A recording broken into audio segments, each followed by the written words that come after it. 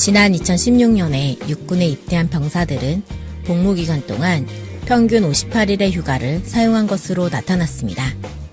오늘 15일 국회에 제출된 국방부 자료에 따르자면 2016년 육군 입대자가 군복무 기간 동안 사용한 평균 휴가 일수는 정기휴가나 포상휴가, 위로휴가, 병가 등을 모두 합한 58일이었습니다. 58일. 그리고 2015년에는 3월부터 12월까지 입대한 병사들의 군복무 평균 휴가 일수는 2016년 58일보다 3일 더 많은 61일. 그리고 2017년 입대자들의 평균 휴가 일수는 2016년보다 하루 더 많은 59일인 것으로 드러났습니다. 게다가 더 중요한 것은 한 번에 20일 이상 휴가를 붙여서 사용하는 경우도 적지 않은 것으로 나타났는데, 그러니까 2016년에는 휴가를 한 번에 20일 이상 사용했던 경우가 15만 9,100여 건, 그리고 2017년에는 29만 6천여 건으로 집계됐다는 것입니다. 그런데 추미애 법무부 장관의 아들 서모 씨는 지난 2016년 11월에 입대해서 카투사 복무기간 중에 총 58일 동안 휴가를 사용했다는 것 아닙니까? 그리고 정기휴가 28일을 쓰고 삼성병원에서 수술하며 병가 19일을 쓰고, 그리고 포상휴가 4일, 위로휴가 7일 등을 사용해서 딱 58일 휴가를 썼다는 것 아닙니까? 그러니까 이게 뭐가 문제냐는 거 아닙니까? 더불어민주당 김종민 의원이 지난 14일 대정부 질문에서 2018년 전역병사 기준 평균 휴가 일수가 병가를 제외하고 총 54일이다. 그중 포상휴가와 위로휴가가 각 13일이다. 그런데 추미애 장관의 아들 서 씨는 포상휴가 4일, 위로휴가 7일이다. 평균의 절반 수준이다. 정말 특혜가 있었다면, 엄마 찬스가 있었다면 병가가 아닌 포상휴가나 위로휴가가 남들보다 하루라도 더 많아야 되는 것 아닌가? 라고 핵사이다를 날려버렸습니다. 그러니까 정말 그렇게 안보가 걱정되고 군대가 걱정되면 차라리 군대도 안 간 병역 면제자들을 전수조사해야 하는 것 아닐까요? 고작 무릎이 아픈데도 국방의 의무를 다하겠다고 군대를 갔었던 그런 제대로 된 청년을 후회하게 만들지 말고 군대를 안 간 병역 면제자들을 조사해야 한다. 이런 생각이 드네요. 그럼 끝까지 들어주셔서 감사드리고 좋은 의견 있으시면 댓글 많이 남겨주세요. 감사합니다. 법무부는 오늘 10일 이문정 검사를 대검찰청 검찰연구관으로 발령하고 감찰 정책 및 감찰부장이 지시하는 사안에 관한 업무를 담당할 예정이라면서 공정하고 투명한 감찰 강화를 통해 신뢰받는 검찰상 구현에 기여할 것으로 기대한다고 밝혔습니다.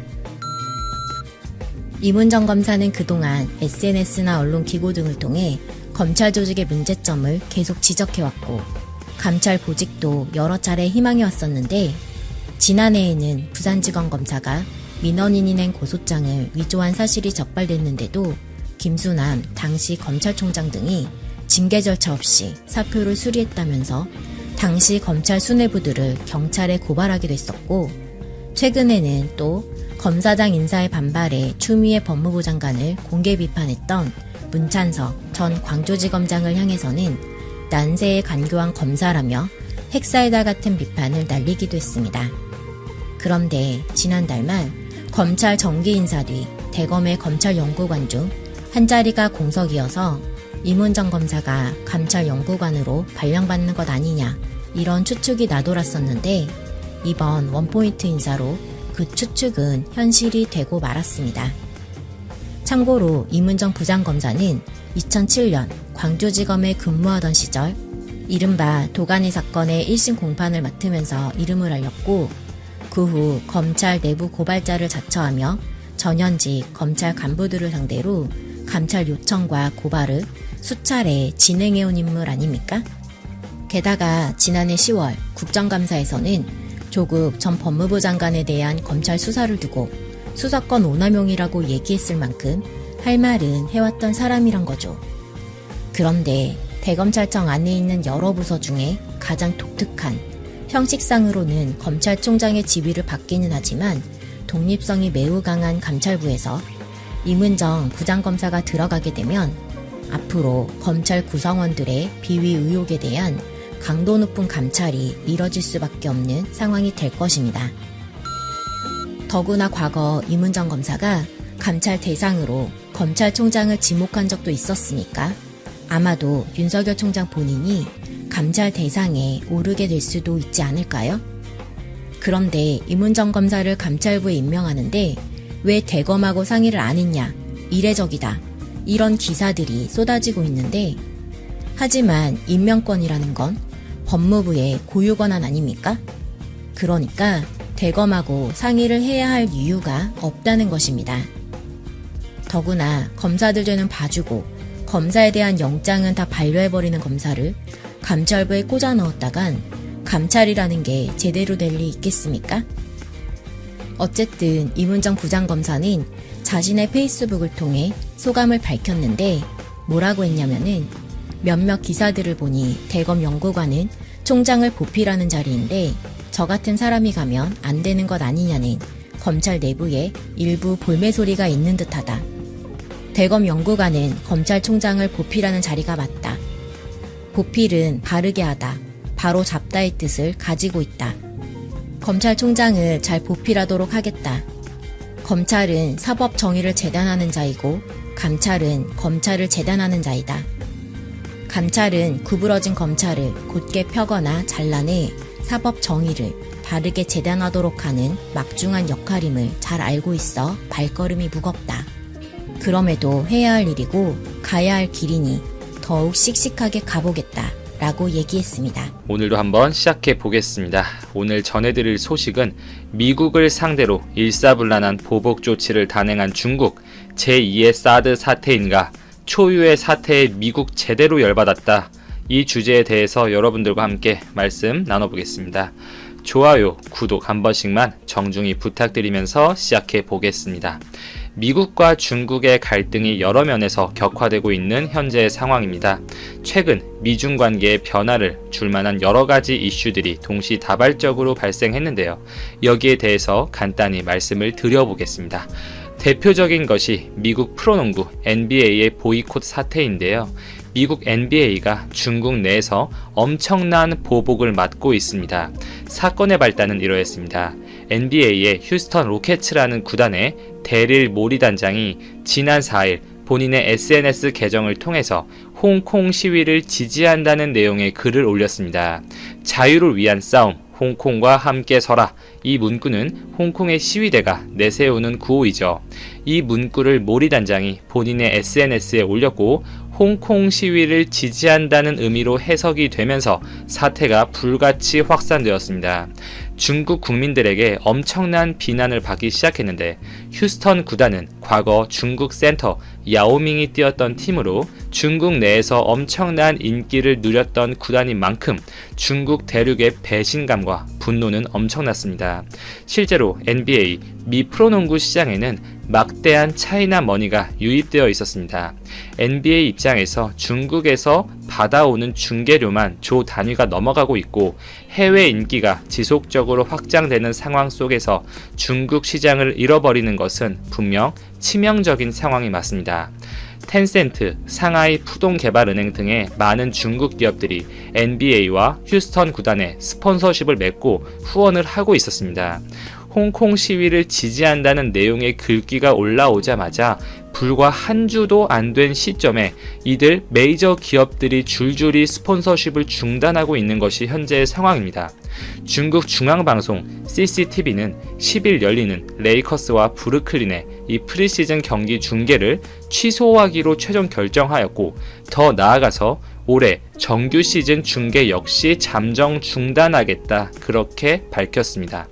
텐센트 역시 휴스턴 구단과 맺고 있던 향후 5년 동안 1조 원이 넘어가는 중개 거래를 취소하겠다고 밝혔으며 알리바바 등의 쇼핑몰 업체는 해당 구단과 관련된 상품을 모두 판매 중단시키는 등의 정말 일사불란한 보복 행위가 일어나고 있습니다.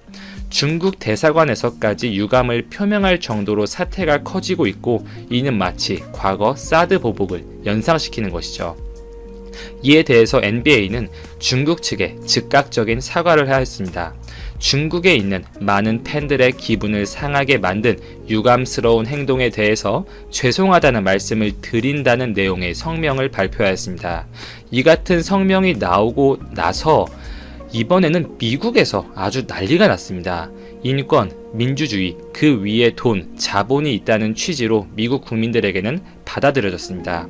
미국 정계에서도 비판을 하기 시작했는데 민주당의 차기 대권 후보 중 한 명인 베토 오르크는 NBA는 사과를 해야 될 대상을 잘못 짚었다.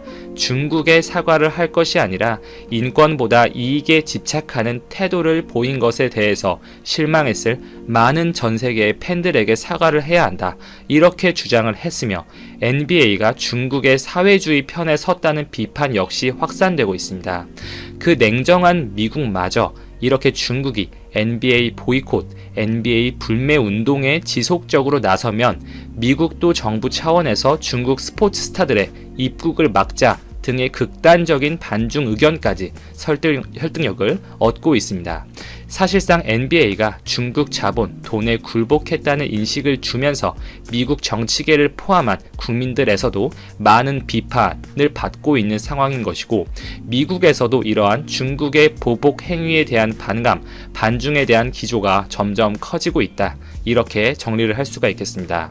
또한 미국은 중국의 신장 위구르 지역에서 인권 침해와 관련된 총 28개의 중국 기업과 관공서 보안 부서 등을 정부 기관을 블랙리스트에 올렸습니다. CNN의 보도에 따르면 지난 2년 동안 위구르족과 무슬림 소수 민족을 구금해 오고 정치 재교육 등의 학대가 있었다고 보도를 했었고, 그와 연관된 기업들 를 이제 블랙리스트, 거래 제한 기업으로 선정을 하였는데요. 여기에 포함된 기술 기업들은 총 8개였으며 AI 기반 비디오 감시 제품 제조업체 중 하나인 하이크비전과 법의학 회사 메이아 피코 등이 여기에 포함되었습니다. 또한 미국은 이렇게 탄압 행위와 연관된 중국 정부 관계자들의 비자를 제한하겠다는 강경한 스탠스를 밝혔으며, 중국은 이에 대해서 근거가 없다면서 즉각 반발하고 있는 상태입니다.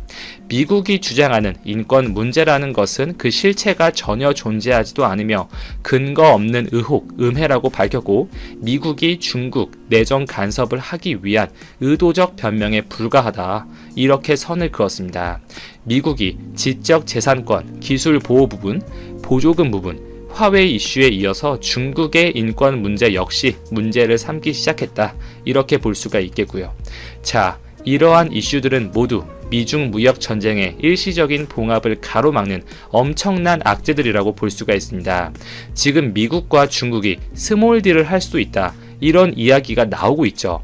오늘자 기사로 블룸버그에서 미국이 중국에 대한 추가 관세를 부과하지 않는다면 중국이 미국과 부분적인 무역 합의를 할 수도 있다. 이런 기사가 나왔어요. 그러면서 미 증시도 합의에 대한 기대감에 소폭 반등을 한 상태입니다.